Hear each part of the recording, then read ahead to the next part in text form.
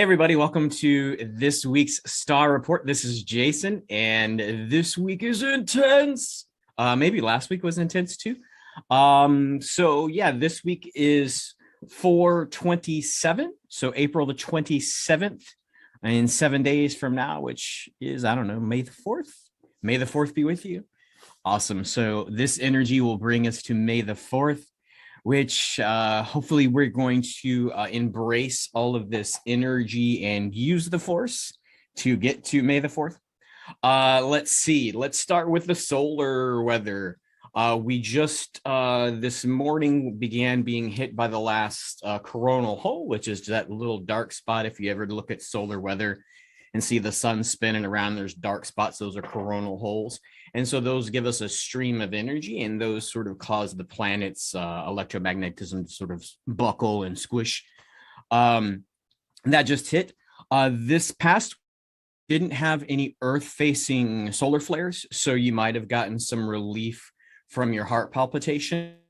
There were a lot of solar flares that I think over 24 this last week, which would have caused a little bit of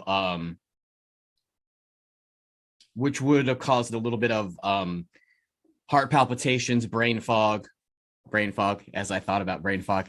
It's interesting how the universe sort of syncretizes that energy. And so that sort of led into yesterday,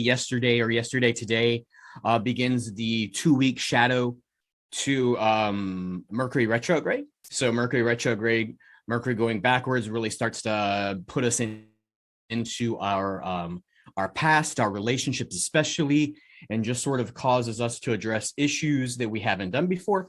A lot of people in the age of making things positive will tell you that, oh, it's so great, you have all these opportunities to let go of things, but that doesn't mean that you won't feel any less put under the energy or the microscope of, haven't I solved this problem already?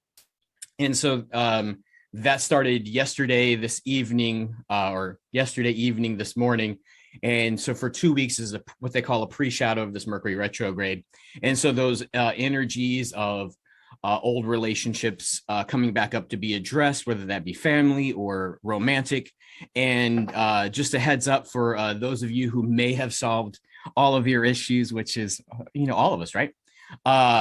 People in your life, if you're in a relationship, they'll be going through their own past stuff, right? So it might come up and there might be some there might be some clashing between y'all based on stuff that's not even between y'all. So enjoy that sort of intensity this week, but pay attention to it so that you can address it fully.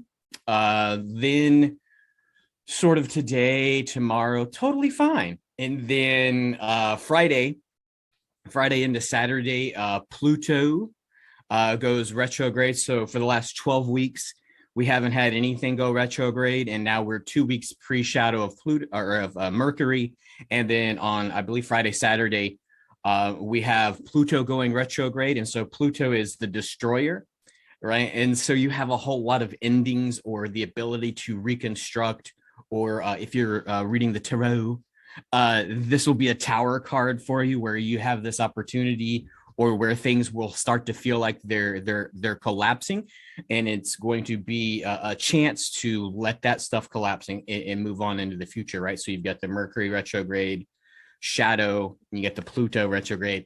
It's also a black new moon, so there'll be a new moon on Friday, Saturday, and that Pluto retrograde. And then if that wasn't enough energy, there is a partial solar eclipse wave of stuff, which probably will sort of hit you pretty hard, right? So we have this whole age of revolution that we've been in for the past several months.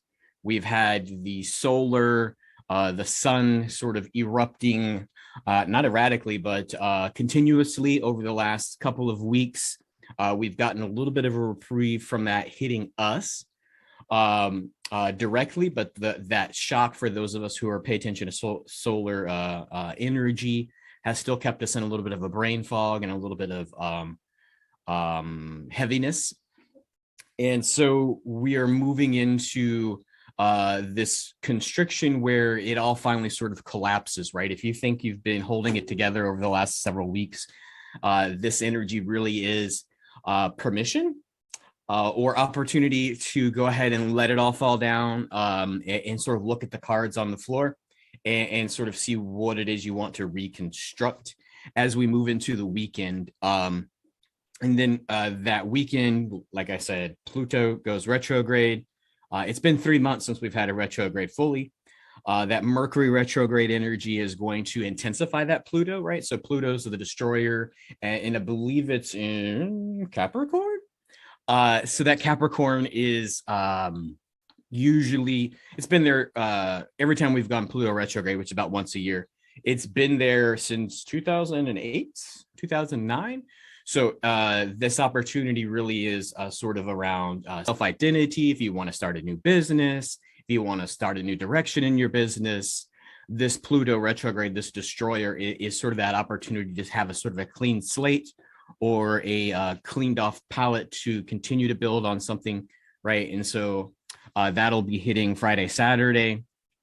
And then we have that solar eclipse, which happens with that, right? So you have relationships, you have business, you have solar energy, and a clearing in the slate, right? So you might want to take a nap on Sunday, or you might want to find us here at New Dimensions. We have Sundays, which happen at 7 p.m. here in our shop, and come join us for that to sort of just take a deep breath and move that energy through. A lot of times solving that problem in a group or with directed energy is a good fix for that. And then you move into a calm Monday, Tuesday, which will remain calm as long as we don't have any Earth facing solar flares, which cause a lot of kickoffs. So should be pretty fun. We begin May, which May is the month of Taurus. The sun sign in Taurus, which is the bull, right? So last week we talked about picking a direction and starting to go in that way. This is almost like this week, this energy has saddled you or yoked you. You know, bulls have yokes, has yoked a lot of stuff that you can either push through and carry with you, or you could break your yoke and leave those things behind from this weekend's energy, right? So you're going to want to sleep well if you can, and you're going to want to notice and manage your attitude and energy with your current relationships, and be aware that stuff, if you're paying attention, that may come up between you and your current relationship might be old stuff from past relationships from both and your partner that are going to come up.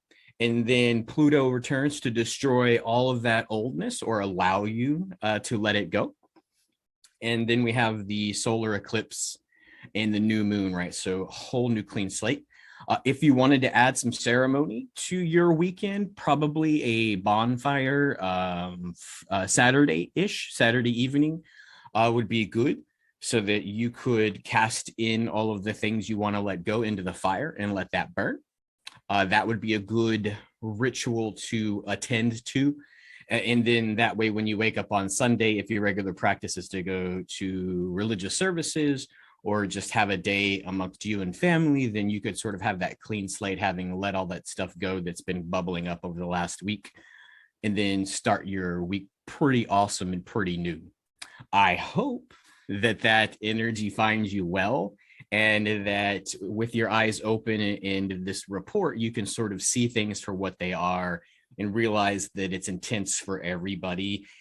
You aren't assailed individually, but you are being called or being given the opportunity to work on yourself and work through some things that may been sort of left to the wayside and hope that you had hoped would go away. So I hope that is a great report for you. I hope you find the energy, the stamina, the focus to move through it, and that you embrace this coming month of the bull of Taurus to continue to find that energy to keep moving. Until next time, I wish you many blessings. And if you like it, when you watch this video as it appears on and like and subscribe on the YouTube. And then you can also share on the Facebook apps, or if you see this on Instagram, you could do it on there as well. See you next time.